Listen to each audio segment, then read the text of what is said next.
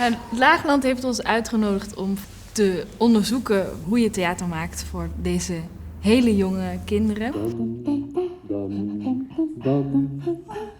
Toen zijn we naar een kinderdagverblijf toegegaan, eigenlijk gewoon om de leeftijdsgroep te leren kennen. En zijn we een paar dagen gewoon tussen die kinderen gaan zitten. Daaruit is eigenlijk de voorstelling ook ontstaan.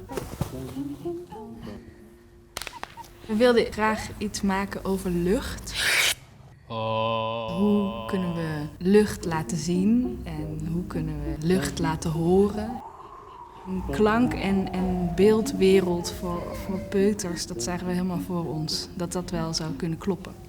Het Laagland heeft natuurlijk als motto theater waar je van groeit. Wij starten eigenlijk tot nu toe altijd bij kleuters, maar de dreumes en de peuters die zitten tegenwoordig ook al vaak heel jong achter beeldschermen. Ja. We kunnen er niet omheen. Ze groeien ermee op, ze zien het continu om zich heen. En voor je het weet zou je vergeten wat er met iets heel simpels als een huistuin- en keukenobject of materiaal allemaal mogelijk is. En ik denk dat wij als theatermakers bij uitstek dat hele gewone bijzonder kunnen maken.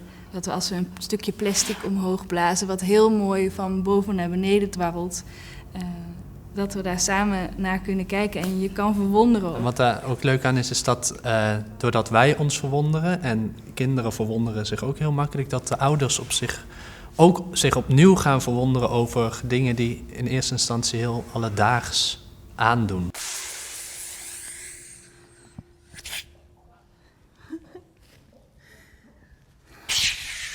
Wat ook waardevol is van theater maken voor deze, voor ons nieuwe doelgroep, is dat we behalve hele jonge kinderen in aanraking kunnen brengen met de wereld van het theater.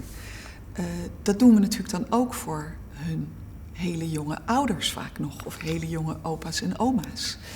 En daar zitten ook ouders bij die nooit eerder in het theater zijn geweest, die dat zelf niet van huis uit hebben meegekregen.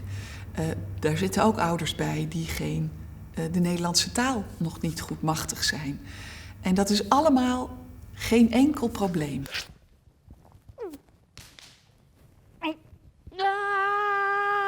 Zij maken je wegwijs door de codes die je nog niet kent. Je hoeft niks te weten van theater, je hoeft niks te snappen. Je mag gewoon gaan zitten en genieten en ontspannen.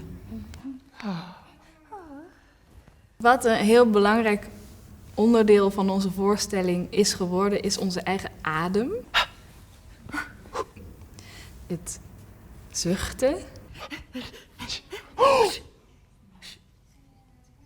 Gewoon zuchten komen wij tot rust. En wat zo gaaf is dat je het publiek daarmee ook tot rust ziet komen. En je hoort ook zuchtjes uit het publiek. Ja, we krijgen vaak mee dat deze voorstelling inderdaad het hele publiek eventjes helemaal laat ontspannen in het kijken naar zulke wonderlijke dingen die eigenlijk heel simpel en eenvoudig zijn.